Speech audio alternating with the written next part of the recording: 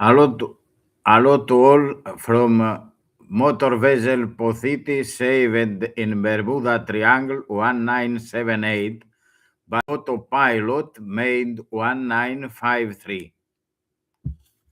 Thank you very much, Nick Hunter, for podcast in English and AiFutureGod for TikTok in English. My case, how I saved our ship with autopilot made 1953 analogic autopilot. Einstein dreams the best book. All to read Gravitational time dilation, slow motion. I save my ship from physics. Einstein. You cross check with time signal. Listen very, very quickly. RWM Mosca radio time signal, but okay with mechanical clocks and mechanical chronometer return quickly. This video in English today, year 2025, December 15, time, evening in Greece, 2335. 2335, about midnight 1915. We start from TikTok, AiFutureGod. Thank you very much. Calm day in the mysterious waters of the Bermuda Triangle. Polycarpos Spences, a seasoned Greek merchant mariner, stands at his post aboard the MV Pothiti. With decades of experience as a radio operator, picture this: a calm day in the mysterious waters of the Bermuda Triangle. Polycarpos Spences, a seasoned Greek merchant mariner, stands at his post aboard the MV Pothiti. With decades of experience as a radio operator, he's seen pretty much everything the sea can throw at him. Or so he thought. What happened next would not only change his life forever, but eventually lead him down an unexpected path into Greek politics. Strange, right? Well, stick with me because this story is about to get even stranger. That day, the impossible unfolded before his eyes. A massive object, completely silent, began emerging from the depths of the Bermuda Triangle. Now, we're not talking about a submarine or a whale here. This was something entirely different. The most unnerving part? Every single electronic device on the ship suddenly went dead. Complete silence, total failure. For many, this would have been just another unexplained maritime tale. Something to share over drinks at port. But for Spences, this sighting was different. It was like watching a theory come to life right before his eyes. You see, he'd been familiar with the work of Professor Paul.santorin, a Greek physicist who had been studying these kinds of phenomena. What Spences witnessed that day seemed to perfectly align with Santorin's research. This experience didn't just leave him with an incredible story. It gave him a mission. Fast forward to 2023 and you'd find Polycarpos Spences doing something completely unexpected, running for the Greek parliament. And here's the kicker. He made his encounter in the Bermuda Triangle a central part of his campaign platform. Now think about that for a moment. How many politicians do you know who would base their campaign on an encounter with an unidentified submerged object?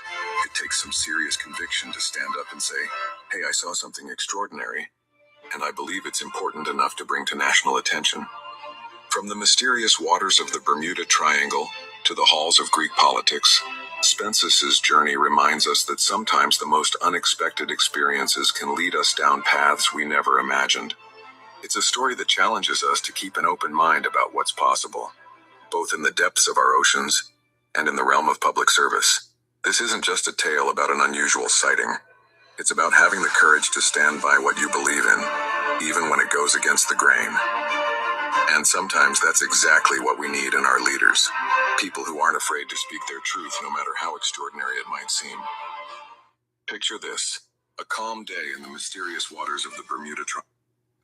I continues with AiFutureGod TikTok and second part. Thank you very much, him.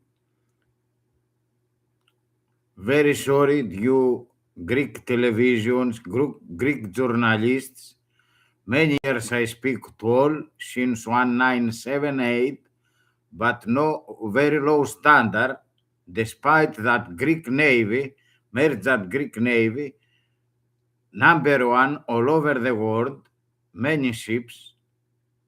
No one believe, no any reporter Greek like in television or any radio speak about gravitational time dilation to avoid I save my ship, we save my ship, and the electrician and all officers and crew save our ship 1978 autumn, same time in Australia, aircraft Cessna Frederick Valendis stuck with UFO over Victoria, but no any government like Australian and others speak about UFO. Governments and universities very dangerous.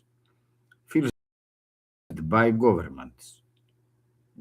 Many, of course, many brave people and smart people, English speak. Charles James Hall, till today speak, he work with whites, millennial hospitality.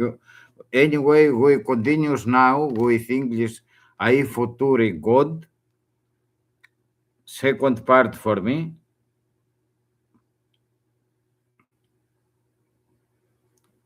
Thank you, AiFutureGod. Listen all. Listen carefully, because what I'm about to share could save your life, especially someone who operates any kind of vehicle. This isn't your typical safety warning. It's based on a remarkable discovery from a 70-year-old veteran maritime radio operator who experienced something that science is only beginning to understand. Let's be clear, this isn't about ghost stories or paranormal activity. This is about physical science, specifically Einstein's proven principle of gravitational time dilation. For those unfamiliar, this principle shows that intense gravity can actually slow down time. It's not science fiction. It's a verified phenomenon that affects even our GPS satellites. Now here's where it gets serious. We've all heard about UFOs, or as they're now called, UAPs. But what many don't realize is that these objects, if they exist, might be using powerful artificial gravity fields for propulsion. These fields could create what scientists call time bubbles, areas where time literally moves at a different speed. Here's the dangerous part. If you're driving or flying and encounter one of these fields, you could enter a zone where your movements and reactions are dramatically slowed down, but you wouldn't even realize it's happening. Imagine trying to react to a sudden obstacle, but your body is moving through molasses while your mind thinks everything is normal. It's a recipe for disaster. The maritime operator's personal experience is chilling. During an encounter, he found himself unable to send Morse code at his usual speed, something he'd done flawlessly for decades. Even more disturbing, when the event was over, he discovered that digital clocks showed a 4-hour discrepancy. This wasn't imagination or fatigue. This was measurable time distortion. This isn't about creating panic, it's about awareness. As we see more reports of unexplained aerial phenomena, understanding this potential hazard becomes crucial. For pilots, drivers, and anyone operating vehicles, being aware of this possibility could mean the difference between life and death. If you experience unusual sluggishness or time discrepancies while operating any vehicle, don't panic. The best course of action is to slowly and carefully bring your vehicle to a complete stop if possible. Remember, this isn't about fear. It's about being prepared and informed about a scientifically plausible phenomenon that could affect your safety. Share this information with others who need to know. The more aware we are of this potential danger, the better equipped we'll be to handle it safely. Your life and the lives of others may depend on it. Listen carefully, because what I'm about to share could save your life, especially if you're someone who... Thank you very much. You can see that in TikTok, AiFutureGod, or in my TikTok, Paul.santorin.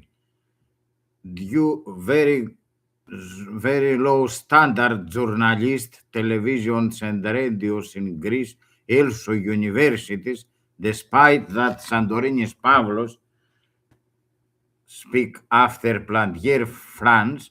In Greece, I speak only in TikTok. Black Wolf in TikTok, only he permit me to speak. Also, some years ago, I speak in Facebook Dimitris Lambrenakis, only you Greek televisions, Greek journalists, very low standard, than, despite that Greek Navy is number one. Thank you very much, UFO Chronicles Nick Hunter. Now, the best podcast for my story and explain in Bermuda Triangle. I repeat, an Einstein gravitational time dilation, humans left reflex reaction reduced very slowly, slow motion, Einstein twin paradox in gravity, gravitational time dilation, slow motion. And kindly, all English speak, stop hypnosis, stop Hollywood hypnosis and work with Einstein gravitational time dilation. Now I put you here all podcast from UFO Chronicles.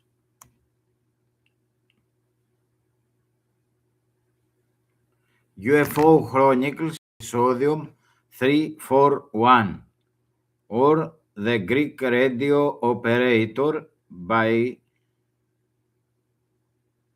Nick Hunter, because more easy to work with this,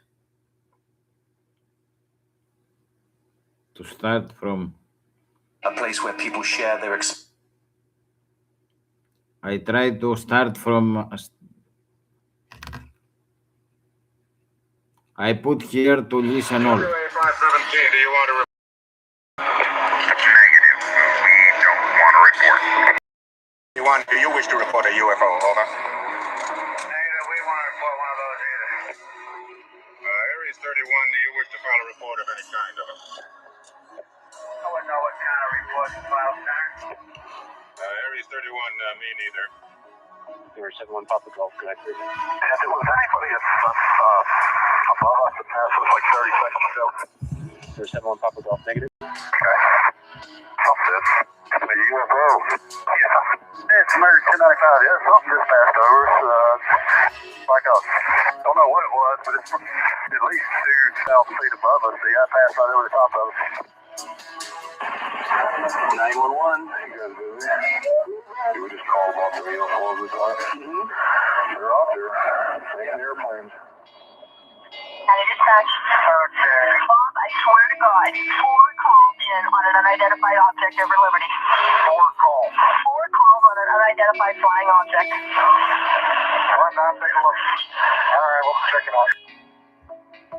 Welcome to UFO Chronicles, a place where people share their experiences of the strange and unexplained. If you've had an encounter and would like to be on the show, you can email me at ufochronicles@gmail.com.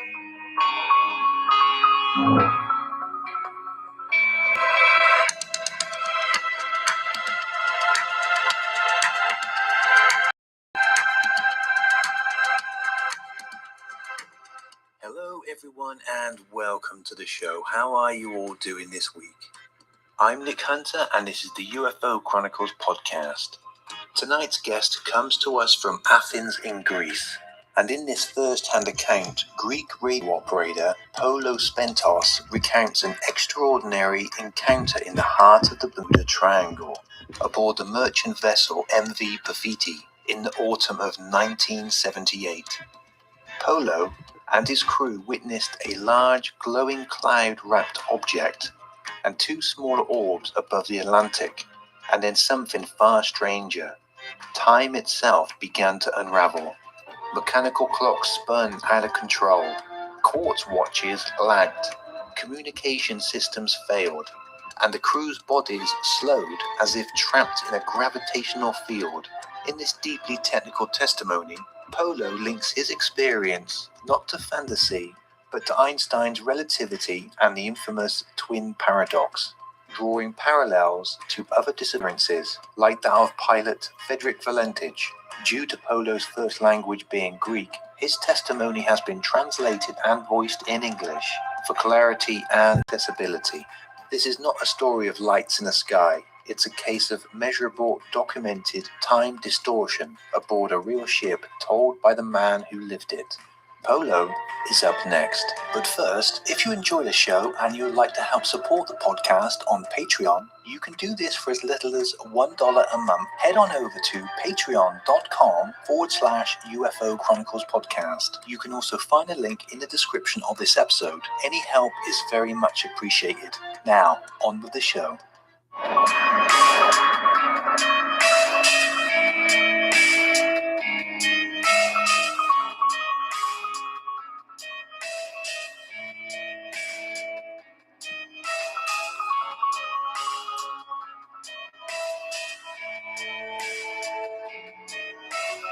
Bermuda Triangle UFO incident. Autumn 1978, Greek radio operator testimony, MV Pothiti, introduction, background, and first anomalies. This is my experience in the Bermuda Triangle with UFOs and USOs in the autumn of 1978.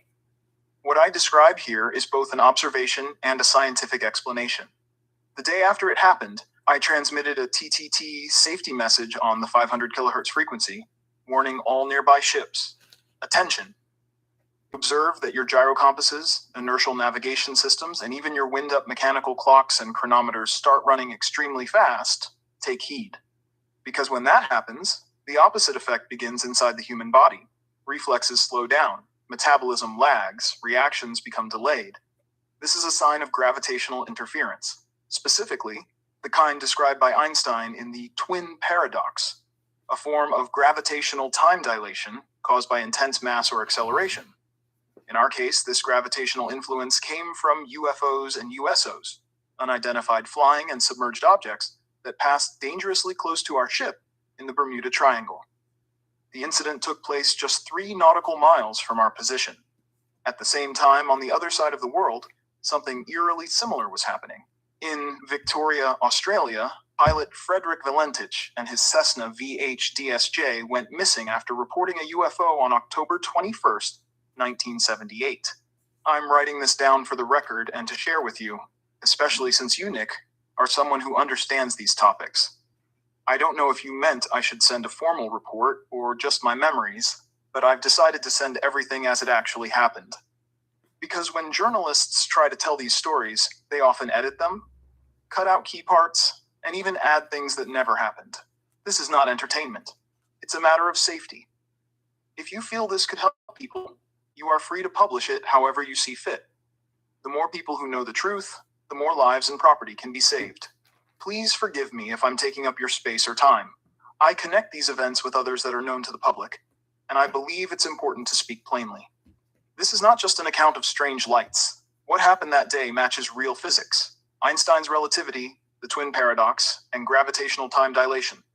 And it began, for me, as the Greek radio operator aboard the cargo vessel MV Pothiti, registry code SWJC, flying under the Greek flag. I was the ship's Marconi, the term used for radio officers. This happened in early November 1978, during a routine journey in the Atlantic.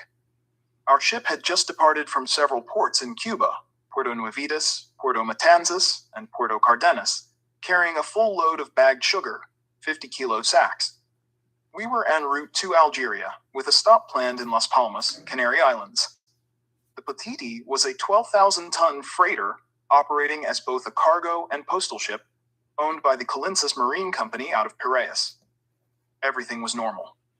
Calm seas, clear skies, perfect visibility.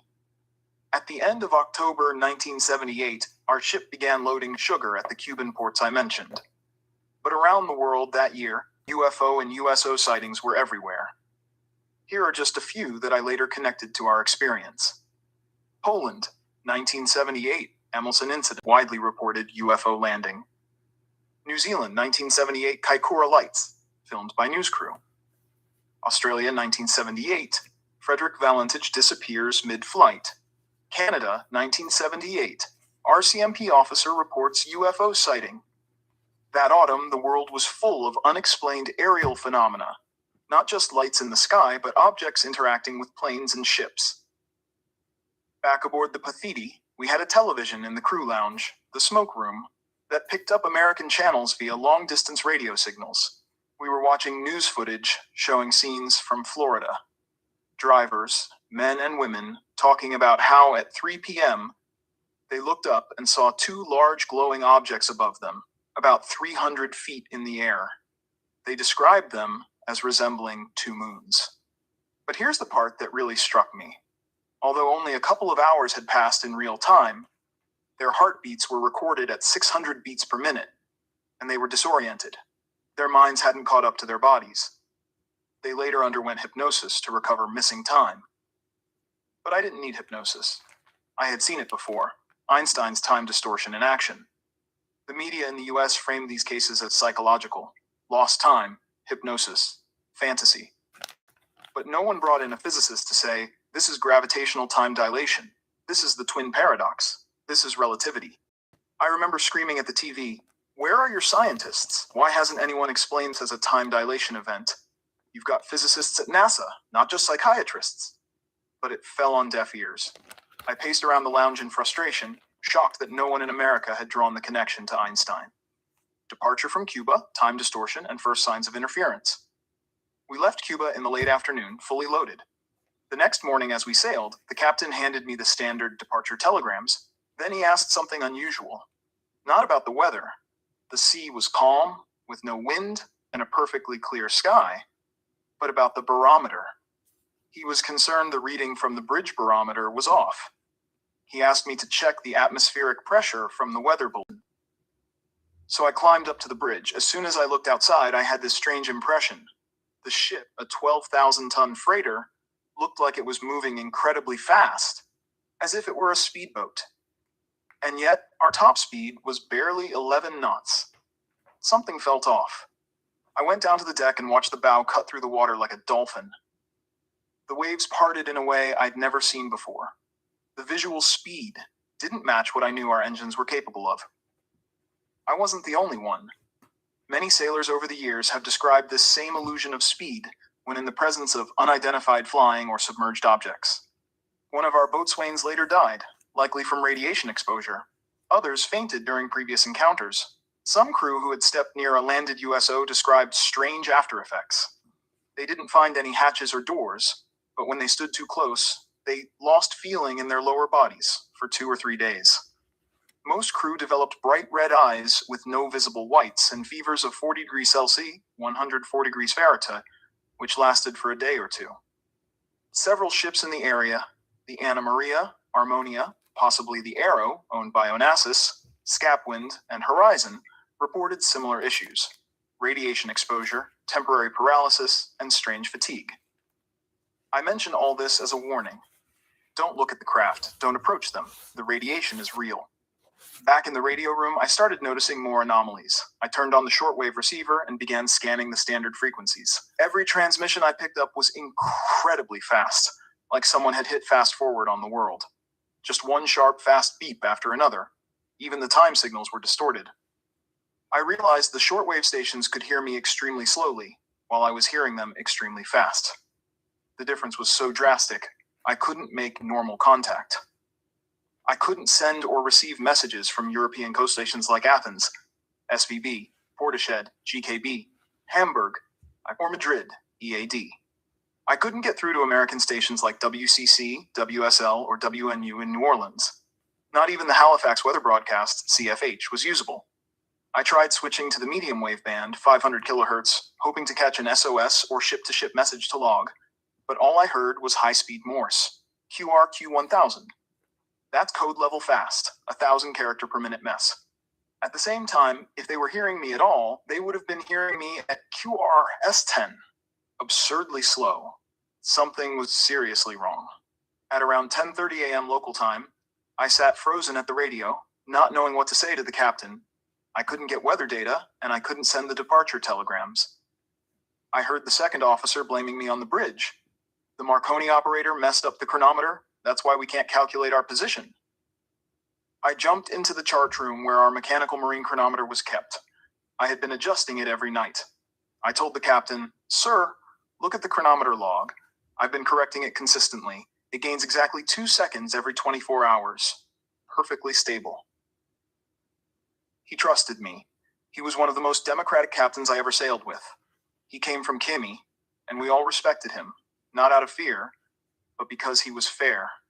He looked over at the second officer and said, "It's not the Marconi. Something else is wrong." The second officer was from Vatica, Laconia. He had brought his wife on this trip. I would later invite both of them, and others from the crew, to physics lectures in Athens hosted by Professor Manos Denezis. Back in the radio room, I told the captain, "I don't know why, but I'm hearing all coastal stations, America, Canada, Europe, at extremely fast speeds, and they're hearing me incredibly slow. That's why I haven't been able to transmit the telegrams yet." He responded calmly, "Okay, Marconi, it's just routine traffic. I'll call the shipping agency via VHF myself." But even the VHF radio was useless. All we heard was static. Even a single nearby ship could be contacted. We were completely cut off. He just said, "Never mind, let's wait." At 3 p.m. local time, the usual coffee break, someone brought me a coffee to the radio room. I was still trying to make contact with someone, hoping maybe a Greek ship on medium wave could relay a message for us. Nothing. Then at 3:30 p.m., the ship's electrician rushed into the radio room, shouting, "Marconi!" The clocks in the dining room and on the bridge, they're all running fast. The hands are spinning. From the engine room to the bridge, I lost 2 hours. Even my own wind-up wristwatch shows the same. He asked what my radio room clock said. I replied without even looking, "I keep Greenwich Mean Time here, UTC." He was offended. "You think I'm a rookie? I just checked the ship's chronometer in the chart room. Everything mechanical is running fast." Back then, we still used wind-up clocks, but we had also recently received 5 or 7 digital quartz watches, early electronic models, many of which the crew had bought as gifts for their wives. One of the third engineers was obsessed with electronics and always eager to learn how they worked. Later that evening, we had dinner at 5 p.m. local time. By 6 p.m., I returned to the smoking lounge. The cook invited me to play backgammon. I agreed, but insisted on sitting where I could keep an eye on the stern and the sea. The weather was still like glass, perfect, cloudless, and calm. Then, out of nowhere, I saw something strange forming over the horizon. A massive, glowing cloud. It reminded me of the one seen in recent video footage from Izmia, Corinth. The object, or cloud, was about 3.5 nautical miles away.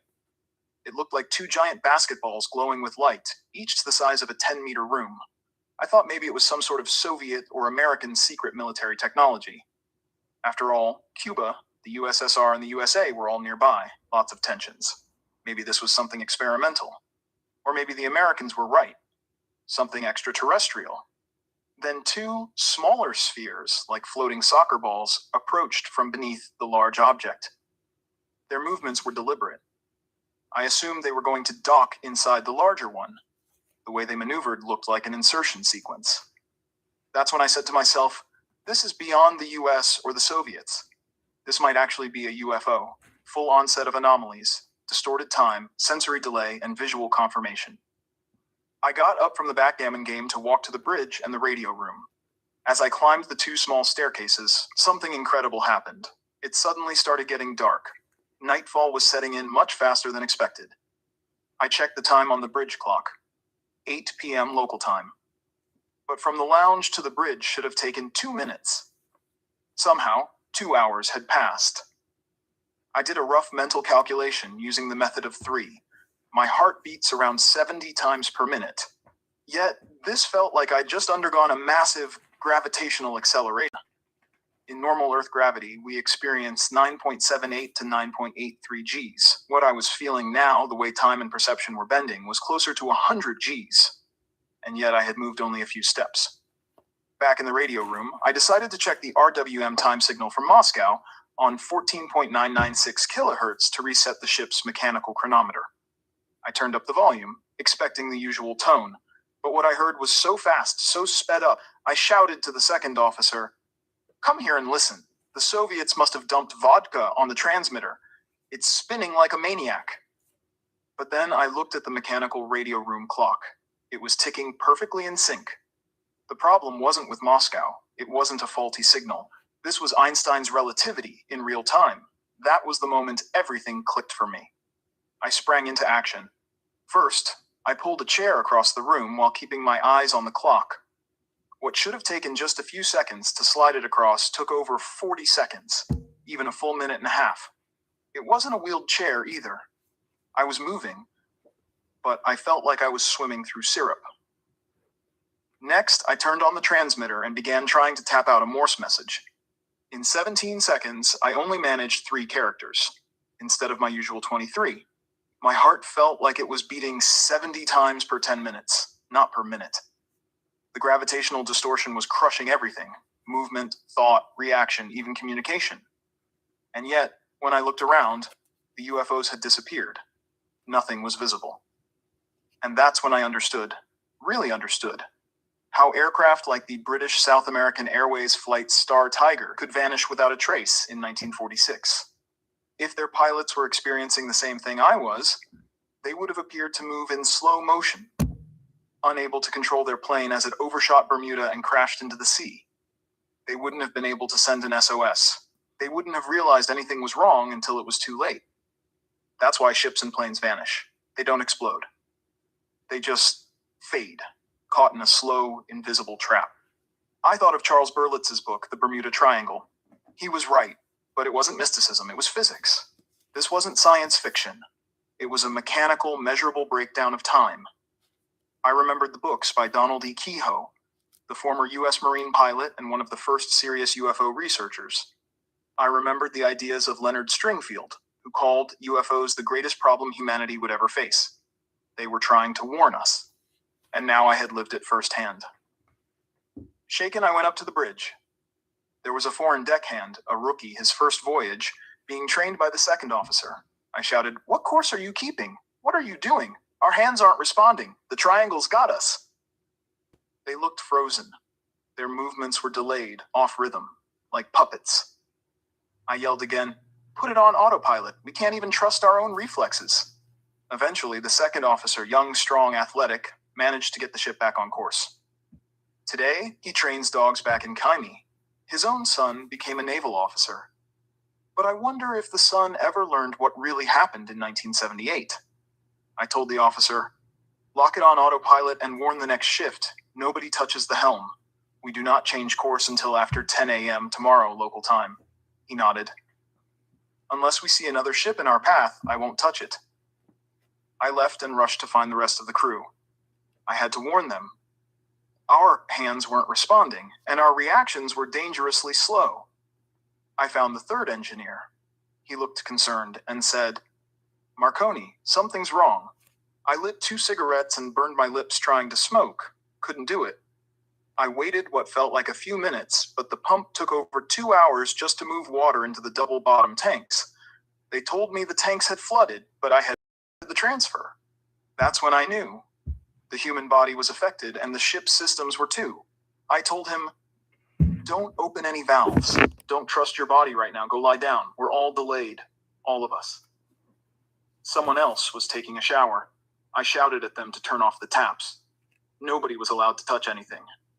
I didn't even go below to warn the officers. I figured they'd notice on their own. All I could think about was how fast the clocks were spinning, and how the Moscow time signal confirmed it. I needed to sleep, because in the morning, I'd have to send the telegrams I hadn't been able to transmit the day before. I left a note in the log. I sat in the radio room, reviewing everything. I was ready to start issuing emergency alerts. The emergency broadcast, confirmation from other ships, and proof that relativity was in play. The next morning, I went on the air at 500 kilohertz, transmitting a maritime safety signal in Morse code, the TTT signal used for urgent navigational hazards. My message was direct. CQ, CQDE, SWJC, TTT, attention around. UFO, USO, twin paradox, Einstein relativity, gravitational time dilation, crew experiencing reduced reflexes, no sensory awareness, heartbeats 70 per 10 minutes, 70 per 20 minutes, even 70 per hour, depending on distance from UFO, USO. Attention, extreme danger to navigation. For more information, see physics, Einstein relativity, twin paradox, gravity, space-time distortion. That morning, the 8 a.m. to noon watch began. The captain took the bridge. At some point, a Greek cargo vessel ahead of us, also bound for Gibraltar, responded over VHF radio.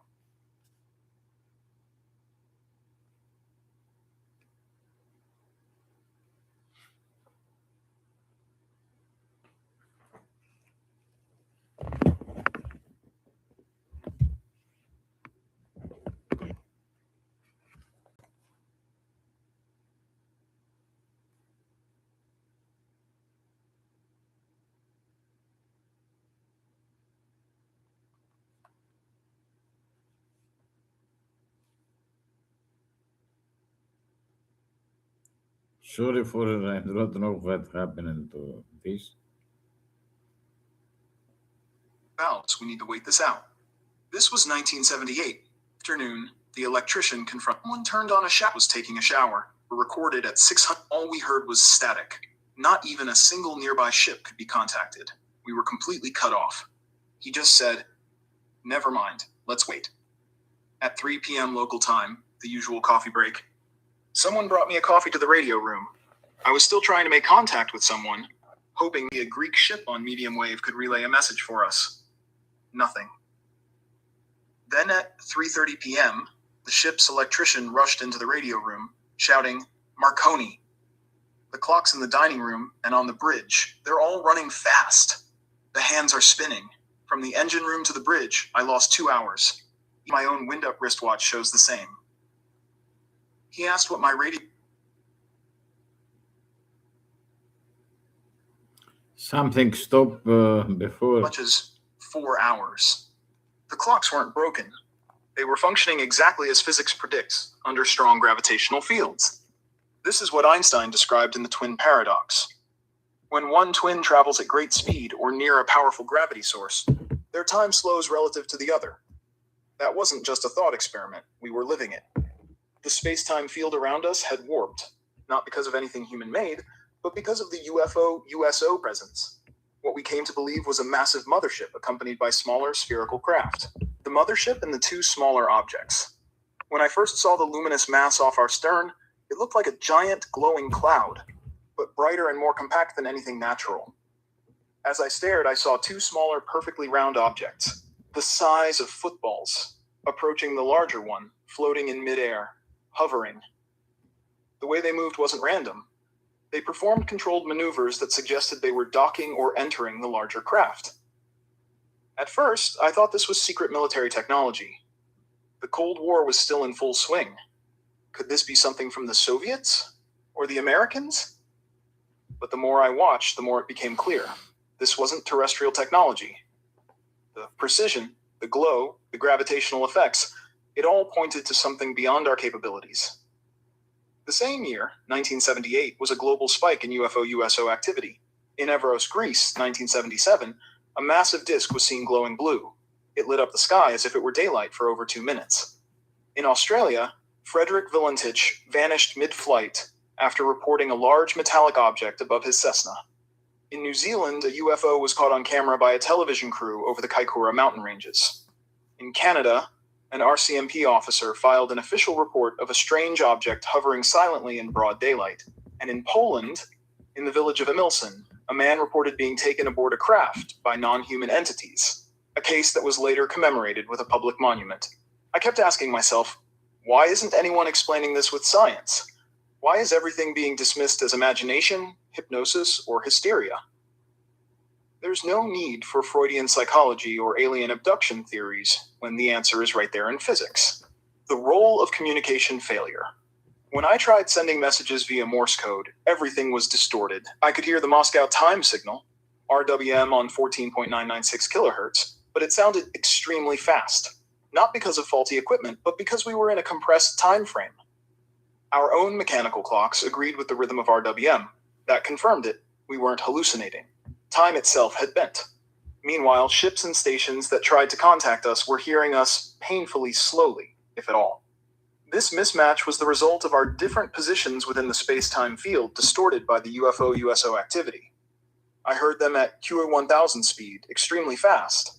They heard me at QRS-10, unbearably slow. And then, The crew began to feel it.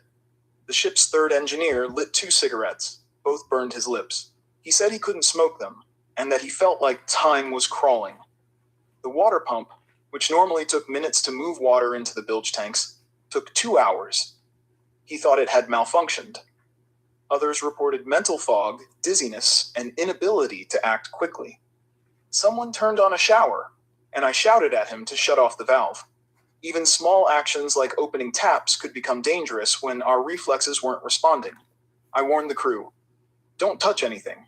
Go to bed. Our hands don't work. Don't waste drinking water. Don't open valves. We need to wait this out." This was 1978. We still had mechanical backups, but today, everything is digital, optimized only for Earth's gravity, 9.78 to 9.83.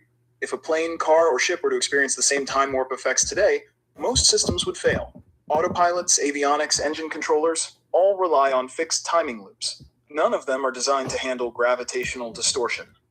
Even worse, nuclear safety systems are now fully digital. They too are tuned for Earth gravity. If any base, especially one near anomalous zones, were to experience a time distortion, those safeguards could fail. It's already happened. U.S. bases, both domestic and in the Far East, have reported unexplained incidents with system shutdowns and warhead arming failures. Read the books of Robert Salas, a former U.S. Air Force officer who witnessed these events firsthand. What science ignores, fiction distorts. I remember walking the decks, talking to the second officer, trying to explain, why does nobody in the United States apply relativity to these cases? Why do they jump to missing time and hypnosis? I kept saying, Einstein gave you the answer. Time change under acceleration and gravity. What happened to Barney and Betty Hill in 1961 was not just psychological, it was physical. But no physicist was ever called. No explanation was ever offered. Just Hollywood scripts, regression hypnosis, and shrinks. I was furious. Not because I believed in aliens, but because science had gone silent.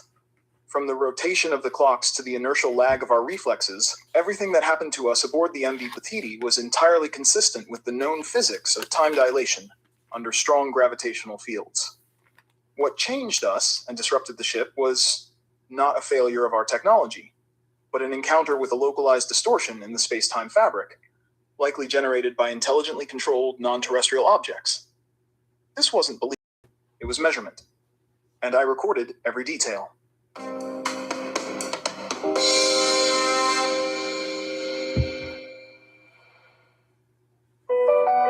You don't always know you're in a cult. Not at first. It feels like truth, like purpose, like home. Then the rules change, the world gets smaller, and obedience becomes survival.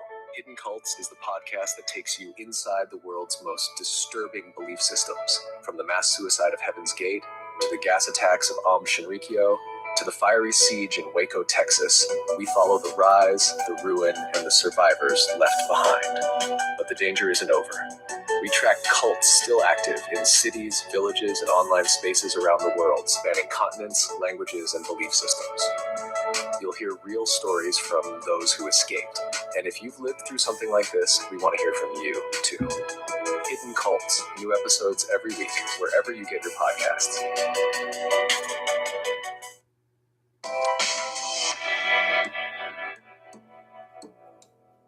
As the effects of the time distortion began to subside, I made my way back to the radio room. My goal was to send out the remaining telegrams, log what had happened, and document the unprecedented anomalies we had just lived through. At that moment, I realized something else. The danger wasn't over. The real danger was in how little we, as a species, understood what had happened, and how badly equipped we were to face it again. What happened to Star Tiger? I kept thinking about British South American Airways flight Star Tiger, which vanished without a trace on January 30th, 1948. What if their crew had been caught in the same kind of space-time distortion? What if, as their plane flew over the Bermuda Triangle, onboard clocks and instruments slowed down, their reflexes lagged, and they overshot their destination without realizing it? No SOS was sent. No debris was found. They simply disappeared into the ocean, just like that. Not because of aliens, not because of magnetic anomalies or fantasy, but because of gravitational time dilation caused by proximity to unknown aerial objects. Their radios may have still been working, but they wouldn't have been able to transmit fast enough the Morse code signals would have come out so slow, so drawn out, that by the time anyone received them, it would have been too late. This is exactly what we experienced aboard the Pothiti, and why I'm convinced relativity is the missing link in so many disappearances. Radar systems can't detect this. Now let's talk about radar. Why didn't we or other ships detect the UFO-USO presence more clearly? Because most pulse-based radar systems, especially in the 1970s, used transmit-receive (TR) switches. These emit a short burst of energy and then switch to listen for the returning echo. But when a space-time distorted echo comes back, meaning it's either shifted in frequency or delayed by gravitational drag, it either gets rejected by the radar's frequency filter or arrives outside the expected time window and is discarded. In both cases, nothing registers. The radar screen stays blank. That's why pilots and sailors see these objects with their eyes, but get nothing on instruments. The tech we use simply isn't built for relativistic distortions. Modern radar needs more than Doppler upgrades. It needs infrared tracking, gravitational field sensors, and variable frequency receivers that account for relativistic delay. The future is all digital. That's a problem today. Everything runs on digital systems. Planes, ships, cars, even missile launch and nuclear fail-safes. Every one of those systems is calibrated to function under Earth's standard gravity, 9.78 to 9.83 Gs. None of them are designed to handle conditions like what we experienced, not even remotely. That's why I'm worried, because these events still happen, and the world is now more digitally dependent than ever.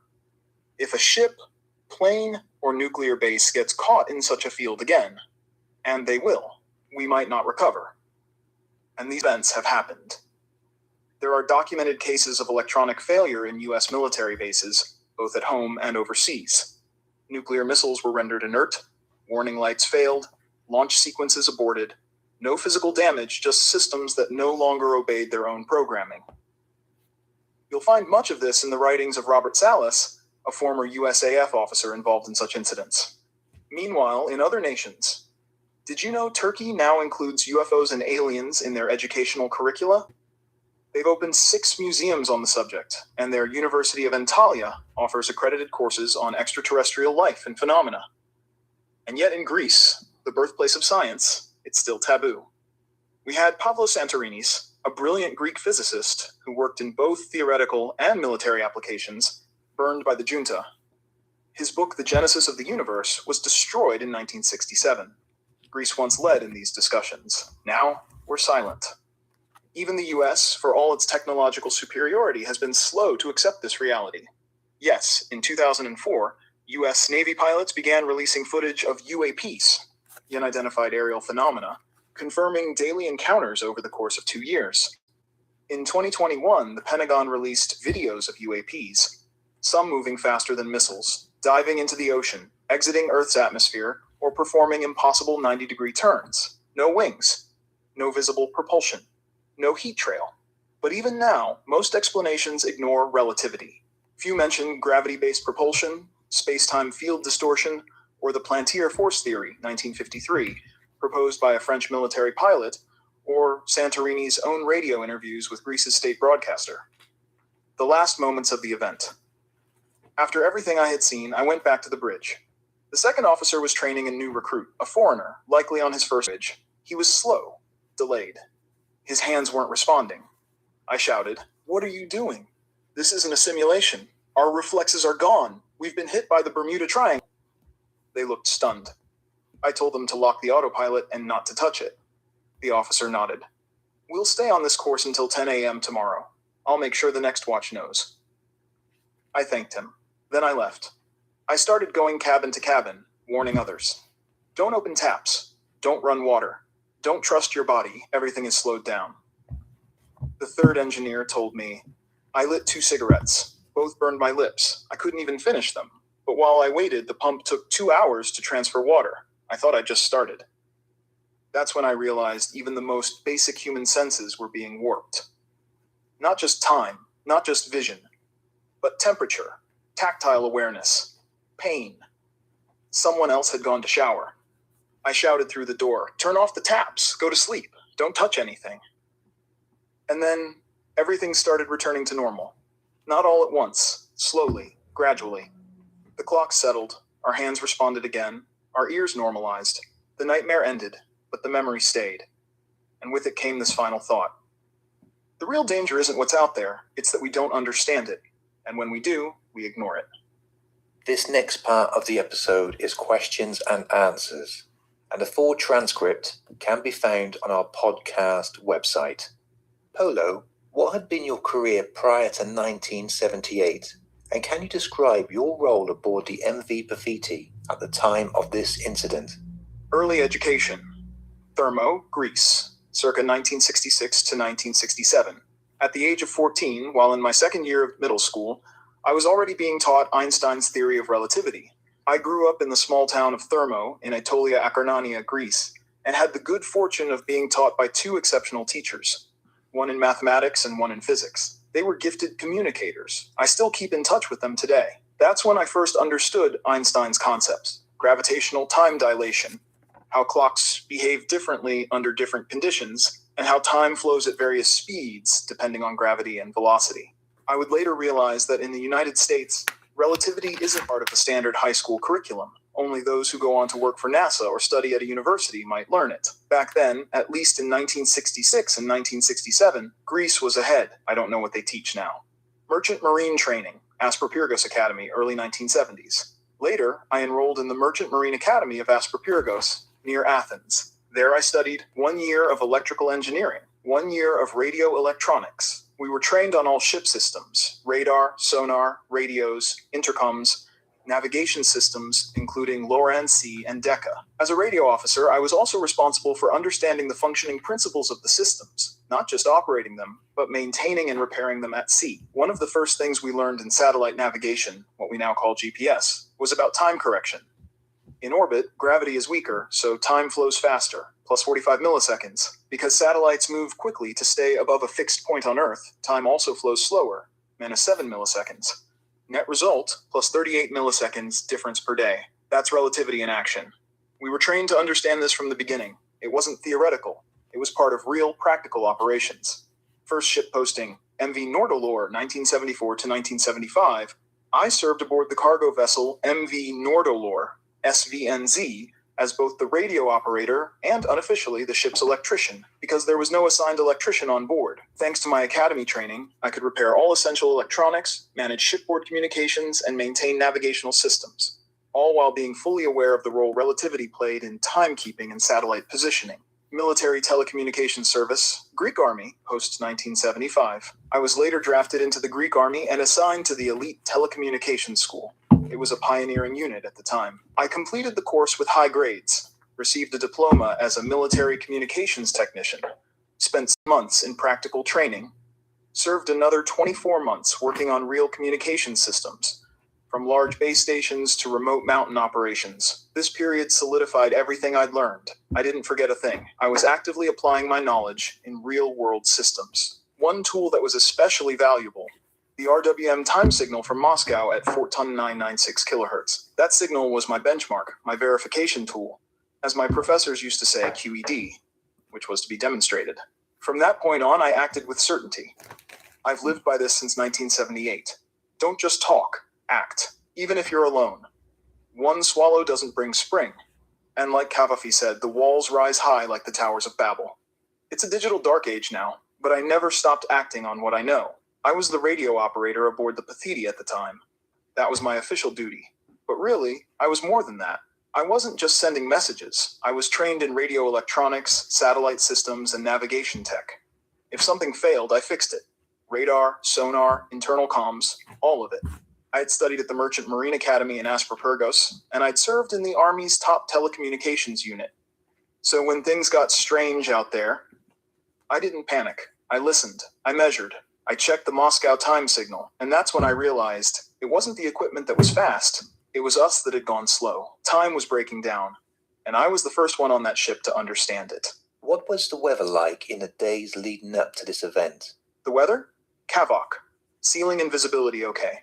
That means clear skies, good visibility, and no significant weather. Both days. Very good. Perfect, actually. Clear skies, oily sea, not a single cloud in sight. Visibility was excellent. It was only the second day of sailing, and everything looked calm. Too calm, maybe.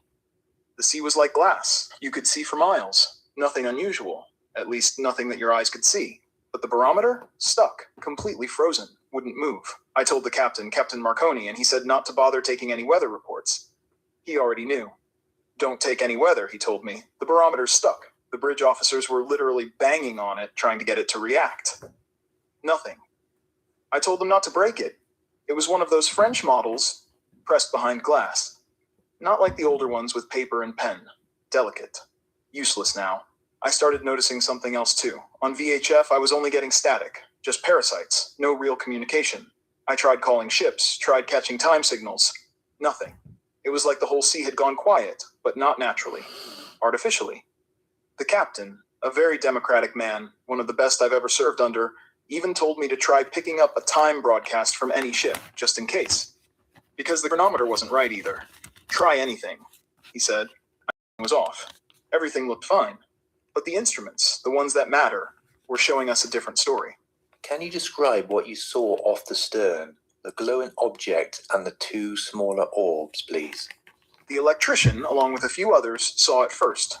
This was between 1240 and 1330 near the stern of the ship. Up high above the stern, a large white cloud. I saw it later, between 1740 and 1800. A white mist, and later, two smaller objects underneath it. Silent. Completely silent. The large white cloud, what I believe was the mothership, wasn't moving. It was just hovering, suspended, like it was defying gravity. The two smaller ones were moving toward it. One of them looked like it was trying to dock or merge with the larger craft. I've seen this exact kind of thing in videos. Frederick Valentich, 1978. The pilot who vanished over Australia, and also the Robert Taylor incident in Scotland. What I saw was exactly like those cases. Did you see any sign of propulsion, exhaust, rotation, or movement inconsistent with known aircraft or marine craft? No. They don't make any sound because they use artificial gravity. That's why they hover. They don't need wings or flaps or propulsion in the way we understand it. They move using some kind of artificial gravitational field. This isn't just my opinion. The French pilot Jean Plantier talked about this back in 1953. And the Greek physicist Pavlos Santorinis, who was internationally respected, said the same thing on Greek radio on February 8, 1966. His full interview still exists. He explained it in terms of gravitational manipulation. Bob Lazar talked about it too, and so did a former Canadian Minister of Defense. Even a U.S. pilot testified before Congress that he believed the craft moved using general relativity. He said, and I quote, "I'm a physicist as well as a pilot, and they're using principles of gravitational distortion. These craft had no wings, no flaps, no moving surfaces. And that matches what others have said across time. And don't forget, even the ancient Greeks described this. Lucian and other classical writers wrote about ships that floated above the sea. In the Kyberian mysteries, there was the hovering ship, described as purple, suspended, and gliding above the water. It's the same symbolism, the cloud, the mist, the floating vessel. Just like the story of Phrixus and Hell on the Golden Cloud.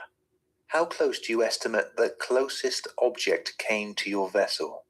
Around midday, the electrician saw something above the stern. I myself saw it around 18. I estimated it was about 3 nautical miles away by that point. But I want to emphasize this. By 2015, it was gone. No longer visible to the naked eye. I didn't use the radar. I didn't dare. I was afraid if I switched it on, the radar waves might trigger something. Maybe a missile response, or attract attention. Furthermore, I had already realized from the RWM time signal and everything else that we were dealing with extraterrestrials. I didn't want to risk making them think I was trying to lock onto them or track them. The electrician told me he saw it up high above the stern. He doesn't talk much about it, though. The whole topic is taboo, especially in Greece, even though we have the largest merchant fleet in the world. Our universities and our government, they're worse than the Inquisition. Think about that. Columbus, in the Middle Ages, wrote about strange lights and spinning compasses. The Inquisition accepted that and spread the account. But today, we're living in a digital dark age. Japan grounded a pilot simply because he reported a UFO. That's the kind of medieval mindset we're up against. It's insane. People's lives and property are at risk. And yet, if a pilot says what he saw, he gets punished. And we Greeks? We had Pavlos Santorinis, a brilliant physicist, and still nothing. Greece, the #1 shipping nation on Earth, stays silent. I say it again. Eidos argioi. Shame on us. We know better. And we say nothing. Was there any sound from the objects? No. It was all explained many times by Santorin. He was a world-renowned Greek physicist, a true scientist internationally respected. He said these crafts operate with their own gravity, their own atmosphere, and that when their atmosphere interacts with Earth's atmosphere, they remain silent, no sound. That's why they hover. That's why they glide. Because they're using a closed, self-contained gravitational and atmospheric system that doesn't rely on our physics. You mentioned the objects seemed to dock or merge. Can you describe the motion or control they exhibited? It moved completely silently. No exhaust, no propulsion, nothing visible. When one of the smaller objects tried to attach itself to the large one, I reacted immediately. That's the moment I started to act. And from that point forward, I've only acted. Especially after I confirmed that the hourly signal from RWM at 14.996 kilohertz matched the mechanical wind-up chronometers and clocks. That was the proof. I didn't wait. I ran to the bridge. But here's the strange part. I left at 18, and I didn't arrive until 20. That's 2 hours and 15 minutes lost. That's gravitational time dilation. That's Einstein's space-time distortion happening right in front of me. The way those objects were hovering, suspended, floating like nothing on Earth, that's general relativity. The very same explanation that a U.S. Air Force general gave before Congress. He said, I have a degree in physics. These objects move by means of general relativity. And he's right. As long as human technology is not advanced enough to build machines like flying discs, the very fact that such discs appear at all is enough to justify the development of a theory. A theory in which both their construction and their behavior fall squarely within the realm of technically explainable phenomena. Santorin was asked once by Maranios, has any theory been proposed that explains these phenomena? Santorin answered yes. It's the theory proposed by the Frenchman Plantier. It goes like this. Everyday experience teaches us that if we remove the support from any object, it falls, always in the direction of Earth's center. This is the effect of gravity. Now imagine if we could control that force, neutralize it, redirect it however we want, even amplify it at will. That's what they've done. Professor Pavlos Santorin on the Plantier force and the physics of flying disks. Basic concept. It would be enough for us to direct this force upward and make it stronger than Earth's gravitational pull in order to make any object rise, or rather to cause it to fall upward. Alternatively, instead of falling upward, by orienting this hypothetical force in the desired direction, we could cause an object to fall toward any direction we choose. I must clarify that this hypothetical force must be of the same exact nature as the force of gravity. This means its effect must act simultaneously upon all atoms in the mass of an object, not just on a single point on its external surface. A force like this is completely unknown to modern science. This is a theoretical idea proposed by the French scientist Plantier, and I shall now refer to this as the Plantier force. Here lies the essential difference between a common physical force and what we now call the Plantier force. The latter is a gravitational type force, but one that can be reoriented in any direction and intensified at will. Analogy with a train. Let's suppose we have a train made up of 9 wooden carriages, all very lightweight, with the engine placed at the rear. Let's also suppose we install 10 extremely powerful engines inside the last carriage, and then activate them all at once. The result? Destruction. The light wooden carriages ahead would be crushed by the sudden force from behind. This is what happens when a conventional force is applied externally. The energy propagates unevenly, resulting in stress and breakage. But if instead, each carriage had its own engine, and all engines started at exactly the same moment with the same acceleration, then nothing would be damaged. The train would move uniformly, smoothly, as if it were a single unit. That is how the Plantier force behaves. It acts simultaneously on all particles in a body, meaning acceleration causes no stress, no rupture, and no shock. This mirrors what we observe when objects fall freely in a vacuum. They accelerate uniformly, regardless of what they are made of or how dense they are. Environmental effect. Now let's take it a step further. Assume the Plantier force doesn't just act on the object itself, but also on the space around it, diminishing in strength with distance. This has enormous implications when we consider the many unexplained phenomena associated with the appearance of flying discs, UFOs. The unexplained phenomena explained. Question from Maranios.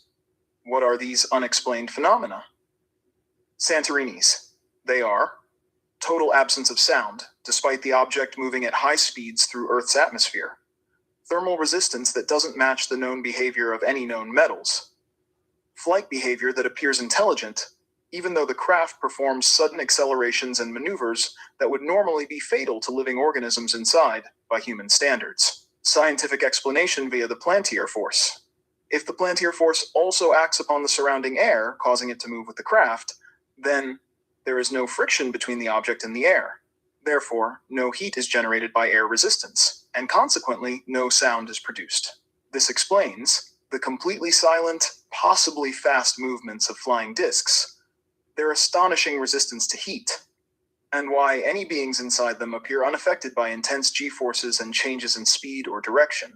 All of this becomes entirely explainable if we accept that the pilots of these discs are using a form of gravitational force still unknown to modern human science, a force whose properties were first outlined by the French scientist Plantier. This is, in essence, a gravitational force, but one which can be directed, controlled, and intensified at will. Such control implies a technological evolution on the part of these beings that far exceeds the current scientific capabilities of Earth. And so we are left with the obvious question: can we truly still doubt the existence of intelligent living beings on other planets in the universe? Polo, at what point did you realize this wasn't an equipment failure, but something affecting time itself? I don't know if anyone managed to take a photo, but probably not. The electrician had gone for his coffee break around that time. The ones who saw it at the stern were working in the engine room, so they likely didn't have cameras on them. As for me, I definitely didn't have a camera at the stern. I didn't even own one. I'll include the RWM hourly signal here a couple of times, because I worked with it, and a lot of people don't even know it exists. You should all be familiar with it. That signal saved me. It told me the truth when everything else felt off. And then there's the foolish hypnosis story from the Americans, the one we saw on Florida television 10 days earlier while we were docked in Cuba. 2 hours of missing time. Everyone in regression hypnosis. But no foundation, no scientific background. They don't teach relativity in high schools over there. No Einstein, just confusion. I tried to explain it later in the smoking room, tried to get the other officers to understand what was really happening. But the Americans, most of them had never touched physics. They just defaulted to hypnosis, because they had no other framework. Meanwhile, back in my small hometown of Thermo, I was learning Einstein's theory of relativity in the second year. I was only 14 years old. That's the difference. And this RWM signal, let me explain exactly what it is, because it matters. The phrase RWM Moscow time signal heard on 14996 kHz CW shortwave refers to a very specific type of radio transmission used for precise timekeeping. RWM is the station's call sign. It's run by the Russian government, and it transmits official time signals used for navigation, science, and communication. The Moscow time signal just means it's synced with Russian atomic time, not just their local time zone, but the actual official time standard. The frequency, 14996 kHz, that's the exact spot on the shortwave band where it broadcasts. You can hear it all over the world with the right receiver. It uses CW, continuous wave. That means no voice, no music, just pure pulses, like Morse code or beeps. Clean, simple, reliable. You hear a tick or pulse, and that's time, locked in. And shortwave, that's how I was listening. It bounces off the ionosphere, lets you hear transmissions from across the globe, even out at sea. Mariners like me depended on it. It's what let me confirm that something was wrong with time, not the signal, not the clocks. Me. I was the one going slow. The equipment matched the RWM tick. That's when I knew. So what does it mean, in full? It's a time pulse, transmitted as a continuous wave, broadcast from Moscow on 14996 kHz. A signal you can hear from anywhere in the world, if you're listening. And in 1978, I was listening. It told me I was inside something impossible. You connected this experience to Einstein's twin paradox. Did you come to that realization at the moment or later on? I managed to send only 3 Morse characters in 17 seconds, when normally I would have sent 23 in that same amount of time, and the mechanical clock was working fine. I checked it against the RWM signal. It wasn't the timepieces, it was me. Simple math explains it. Under normal gravity, with my heart beating at 70 beats per minute, I could send 23 more signals in 17 seconds. But for me to only send 3 in that time, that means my heart was beating somewhere around 70 per 10 minutes. Do the math. That's not human slowness. That's a change in time itself. But this needs real scientists, physicists, medical doctors, not just sailors like me. And the electrician, at 10, walked a short route, something that should have taken 2 minutes, but it took him 2 hours and 35 minutes. You figure it out. Me, I went from the smoking room to the bridge to the radio room, and it took me 2 hours and 10 minutes instead of 2 minutes. You calculate how many heartbeats that should be. Figure in the gravitational distortion, time dilation. This is Einstein, not fantasy. Look it up. There's a book, Einstein's Dreams, Greek edition, by Katoptro Publications. Pages 26 to 27 explain it. And you know what they don't teach in those books? They don't teach you about extraterrestrials, or UFOs, or the Bermuda Triangle. Not in the universities, not in the governments, not in your high schools. Which means, and I say this with a heavy heart, the devil has left the churches and entered the schools. I say this because St. Cosmas of ATYA, who came from my village during the Turkish occupation, he would tear down church bell towers and turn churches into schools. Because back then, education was banned and we had only the hidden schools. He used to tell the faithful, don't worry, the devil can enter a church, but not a school. But now, since 1947, when they started hiding the truth about extraterrestrials, the devil has entered the schools and the universities and the governments. That's where the silence lives now. Not in the sky, on the ground.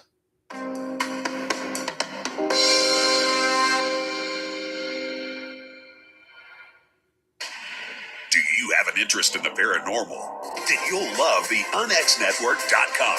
The X is your streaming audio and video for everything supernatural, strange, and mysterious, like UFOs, Bigfoot, ghosts, and so much more. From hosts like Clyde Lewis, Whitley Strieber, Micah Hanks, and Christina Gomez. Visit the unxnetwork.com show page for a complete list of all the paranormal programs you'll find on the X. Be sure to follow us on Twitter for updates at KUNXDB. Follow our Facebook group, UNX Network. Find the podcast on Spotify, iHeart, Audible, and Apple Podcasts. It's time. It's new. It's the X. X. X.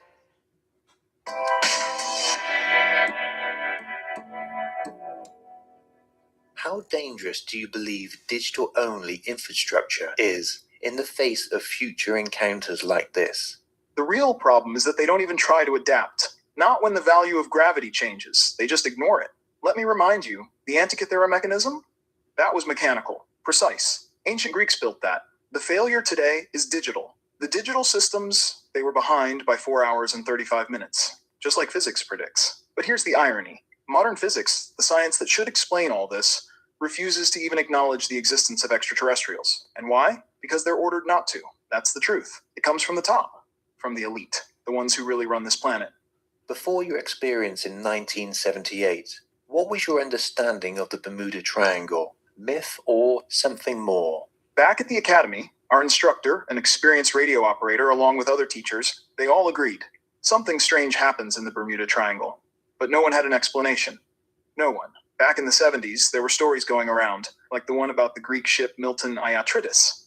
That one made the rounds. But the thing is, most of us who were radio telegraphers and radio electronics techs, we also had a strong grounding in physics and astrophysics. And from everything we were taught, we believed that because of the enormous distances involved, nothing out there could ever reach us. So everything else, just myth.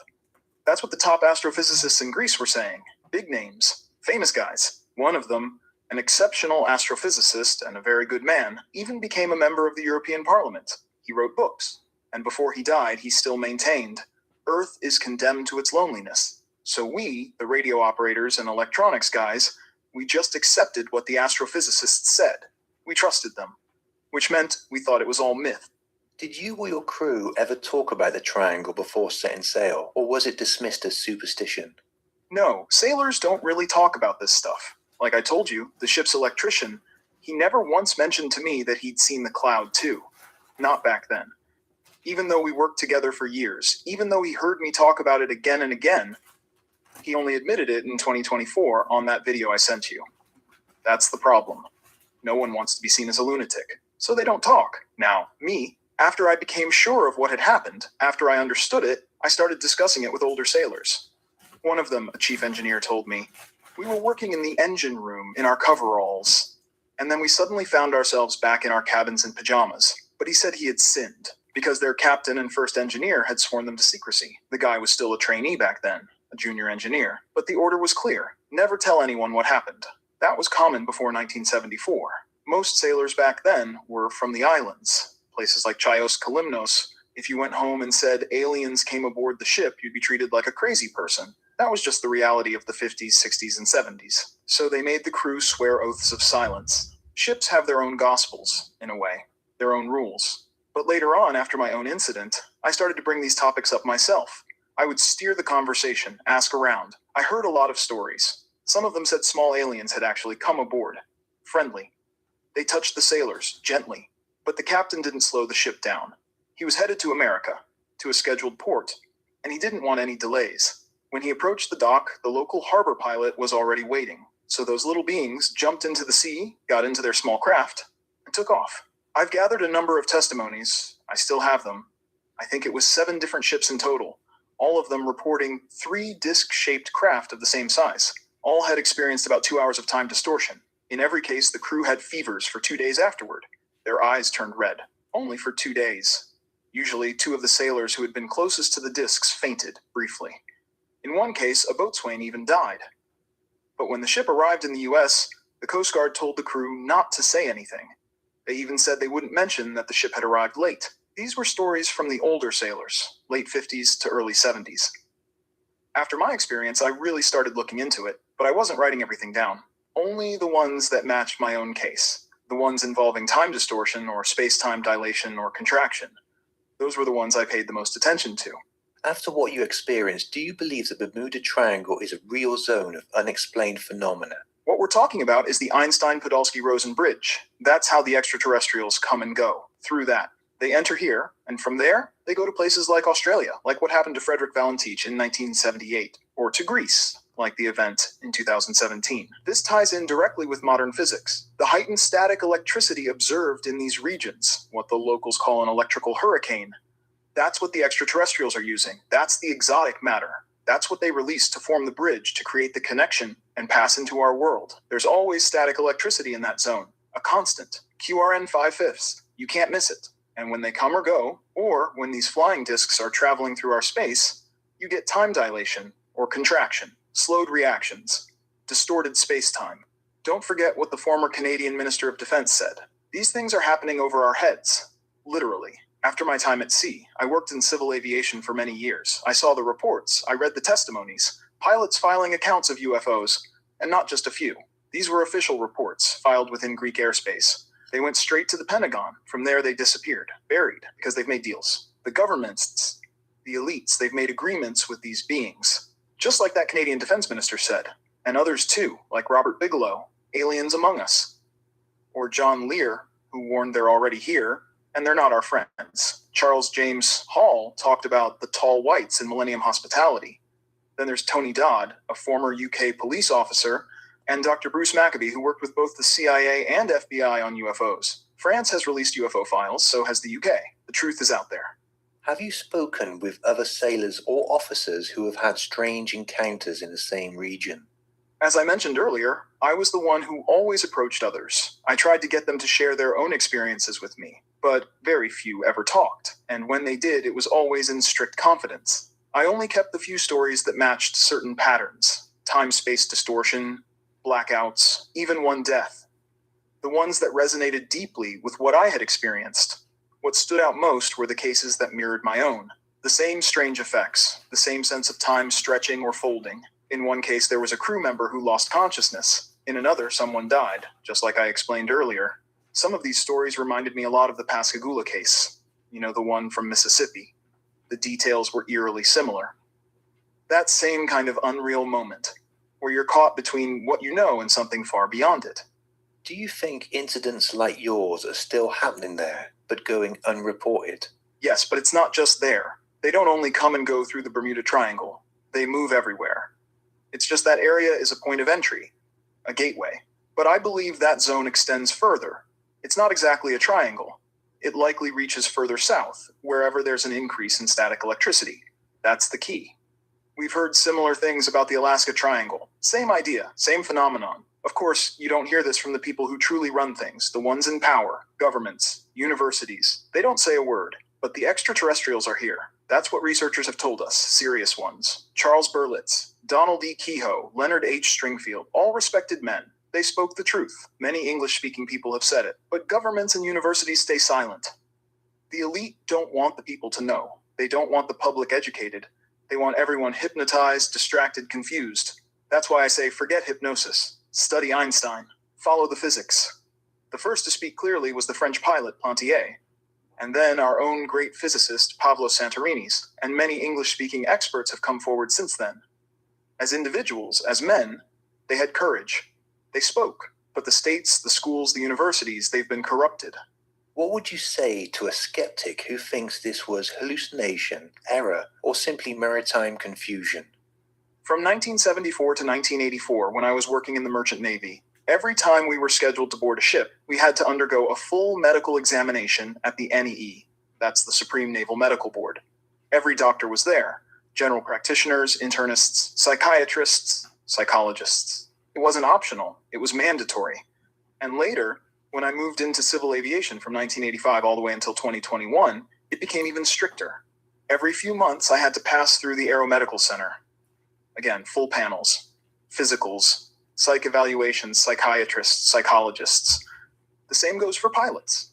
So when you hear that pilots, commercial ones from Lufthansa, from British Airways, when they report seeing UFOs, and those sightings are confirmed not just by them, but also by Turkish air traffic control near Chios, and again 4 minutes later by Yugoslavian ATC, that's not delusion. That's not imagination. That's not a hallucination. These are trained professionals, pilots, trollets, controllers.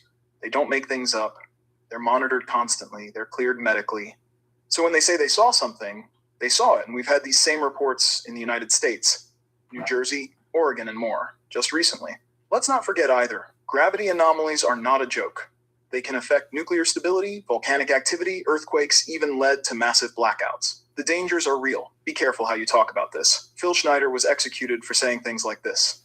After living through this, what message would you most want to pass on to scientists, sailors, and the public? My job as a radio operator, it was never just about signals.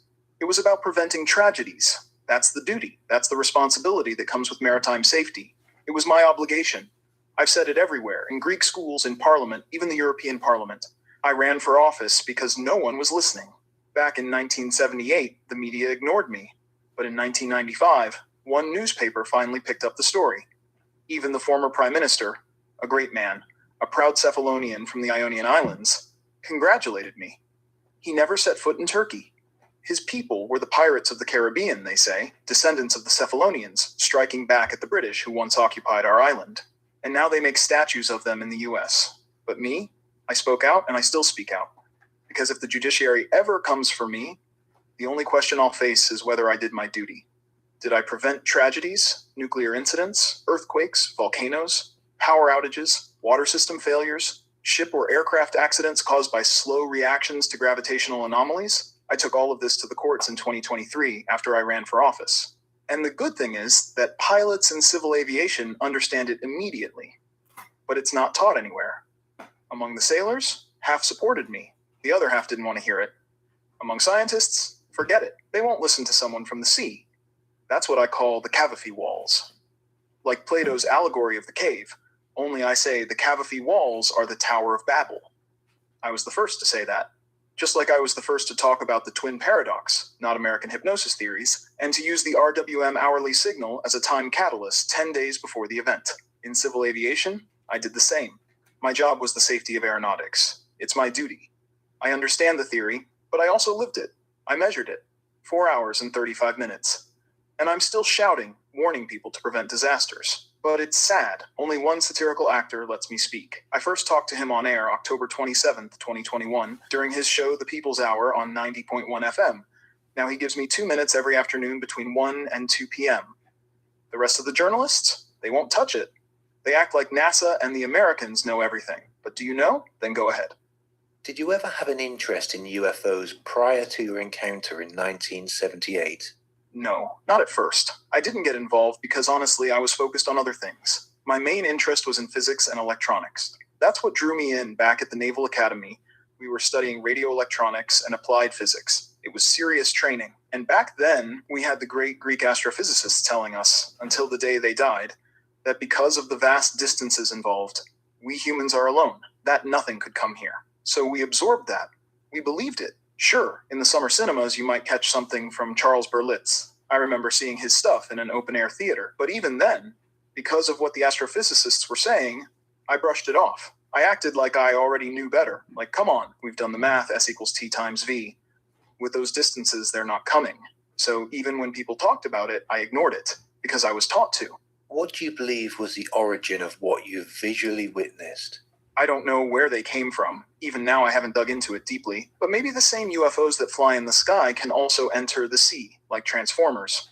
Now, there are videos, even books about it, but I never really got involved. My focus has always been on the dangers of gravity. That's where the real risk is. That's what I've tried to warn people about. We need a global system, a control panel, something that can detect and respond to areas of intense gravity. A slow switch, a fast switch. These anomalies need to be tracked. That's what I was trying to create back in 1978, working with the Japanese. They were good people, patient. They wanted the work done properly. I tried to do it right. But when I went to lawyers to secure the rights to my ideas, not to be greedy, but just so I wouldn't be left with nothing, they all brushed me off, told me, come back later, we'll call you. Of course, none of them ever did. Years passed before I realized what they were really thinking. He's crazy. Something happened to him at sea. And they just left it at that. And the universities? Nothing. I've sent messages to physics departments, to astrophysics researchers, to governments, to kings, princes, even the Emperor of Japan. Silence. Total silence. That's what I mean when I talk about the Cavafian walls. They're everywhere. I couldn't even get through to the ship owner who was also a former radio operator. And now, even my old classmate from the academy in Asperpyrgos, Stelios Hadjiioannou, who became a shipping magnate and airline owner, a good man, I haven't been able to connect with him either. The walls are there, the same Cavafian walls. Polo, I really appreciate you sharing all this with our listeners. Over the last few weeks, despite the language barrier, we have had many communications and was able to share this fascinating encounter. I didn't share this story just to talk. I shared it because it was my duty, my role as a radio operator. That's what we were trained for, to prevent another Titanic. That's why, the very next day, I transmitted the safety signal, TTT. That was our job back then. We were the first line of defense, the first to raise the alarm. And that's all I was doing, my job.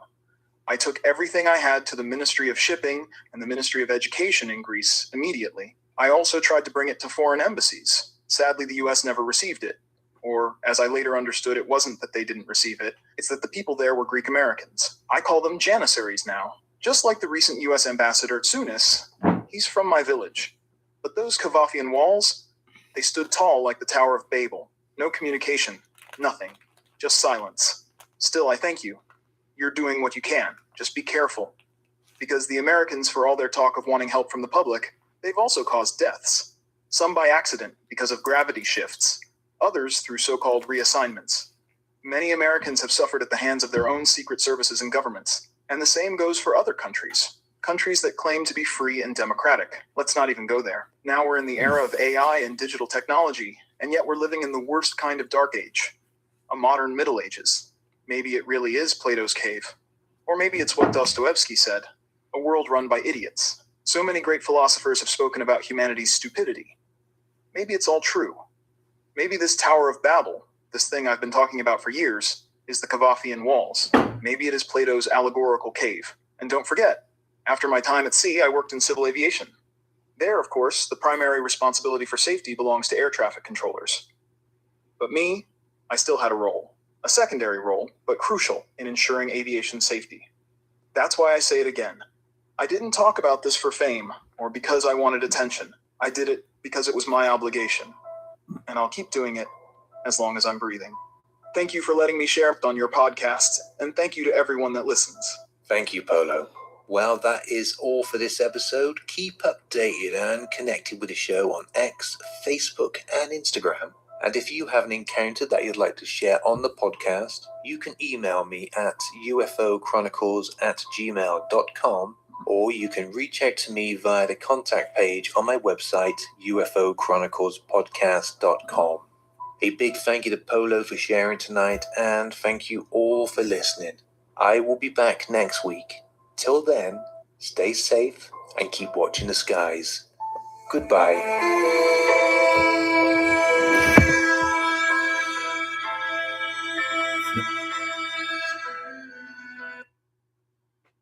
Thank you to all. Thank you, Nick Hunter, the best my speak. Thank you also AiFutureGod English speak. Kindly inform all to avoid tragic accidents. Due heavy gravity from UFOs, problems, blackouts, not only wrecks ships without Mayday, without trashes, also blackouts, also earthquakes, volcano eruption, nuclear weapon explosion, press the force of gravity sometimes pull up like 1988 Australia, now less family car, just only damages a little to car. This and anyway, all to work, all English speak, all happenings, right, or televisions, or videos, or books, but they explain from English speak. Time lost and time missing and flashback hypnosis must stop that and work with Einstein, and they have all very easy. We need one button, fast, slow speed in all transmitters and receivers. Also, all radars to upgrade with many cameras, probably thermic cameras and other. And global system to Los Angeles where gravity variable. As minister from Canada inform us, aliens among us, the gravity differential destroy our ships. 2004 CBS 60 Minutes Navy pilots described 11 times near misses. Aircrafts with UAP tic-tac. Since last year, 2024 November, drones New Jersey, Oregon, and many areas, multiply reports from UFO from pilots to air traffic controllers, sometimes alert traffic collision avoidance system. And no one speak, you probably aliens are here and work with Americans, as Charles James Hall informed us.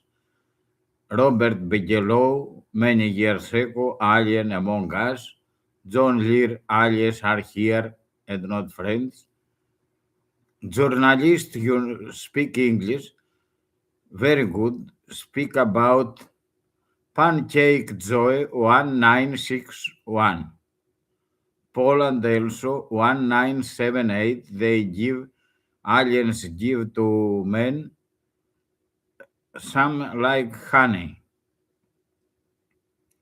And all she videos Christina Gomez about many encounters UFO in schools, but nothing teach in schools. All read book Einstein Dreams.